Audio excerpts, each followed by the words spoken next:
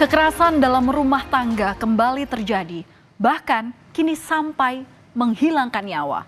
Di Minahasa Selatan, Sulawesi Utara, saudara, seorang istri meregang nyawa di tangan suaminya sendiri. Korban tewas saat baru saja melahirkan anak keduanya yang masih dalam hitungan minggu. Kepergian ibu belia ini meninggalkan luka mendalam bagi sang putra sulung. Ia tak henti-hentinya menangis di peti jenazah ibunda. Dan inilah saudara foto dari Rohinda Tompunu. Ia pergi untuk selamanya di usianya yang masih 24 tahun dengan cara yang tragis.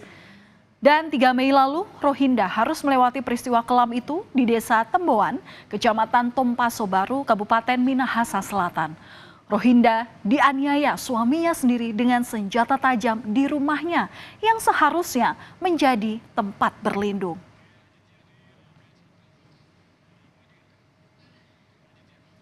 Mengusut profilnya, korban ini meninggalkan 2 anak berusia 7 tahun dan bayi yang baru lahir pada 3 pekan lalu.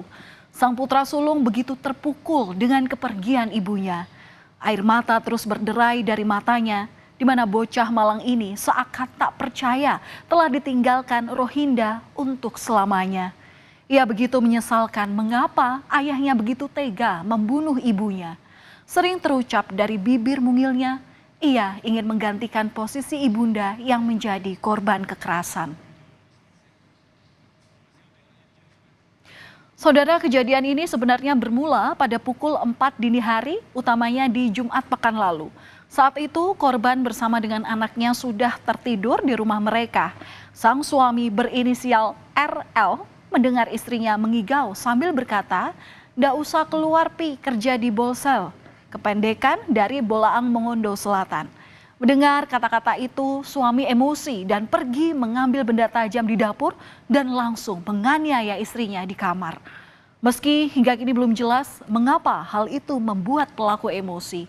Sempat berusaha menyelamatkan diri, tetapi korban kembali dianiaya oleh suaminya sebelum bisa menginjakkan kaki ke bagian luar rumah. Dan inilah saudara lokasi tempat kejadian perkara, tempat kekejian itu terjadi. Rumah dari keluarga kecil di desa Temboan, Kecamatan Tompaso Baru. 1 hari sebelum peristiwa berdarah ini terjadi, tersangka bersama istrinya baru saja pulang dari acara desa setempat sekitar pukul 11 malam waktu Indonesia bagian tengah. Sesampainya di rumah, pelaku dan korban sempat beristirahat di kamar sambil menidurkan anak mereka.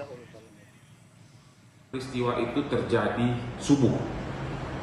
Pada saat malam hari antara korban dengan tersangka pulang tidur ke rumah, pagi harinya memang ada suara yang membangunkan tersangka. Sehingga tersangka tersebut berpikiran yang bagaimana mengambil senjata tajam di dapur dan melakukan penganiayaan terhadap istrinya. Saudara, bukan hanya Rohinda yang menjadi korban kengerian pelaku. Setelah menganiaya istrinya, RL atau pelaku ini kemudian pergi ke rumah mertuanya yang jaraknya sekitar 300 meter dari rumah tersangka. Mendapati bapak dan ibu mertuanya sedang tertidur, pelaku tak segan bahkan menganiaya bapak mertuanya dengan senjata tajam. Korban lalu berusaha mengambil senjata tajam itu. Namun tak berhenti sampai di situ, pelaku juga menganiaya ibu mertuanya dengan kepalan tangan. Tiba saatnya Rohinda Tompunu harus dimakamkan. Kesedihan menyelimuti rumah duka di desa Temboan pada hari Minggu kemarin. Warga berbondong-bondong menghantarkan korban ke tempat peristirahatan terakhirnya. Tak ketinggalan juga sang putra sulung yang setia menemani jasad korban. Ia pun tak henti-hentinya menangis meraung-raung di peti jenazah ibunda.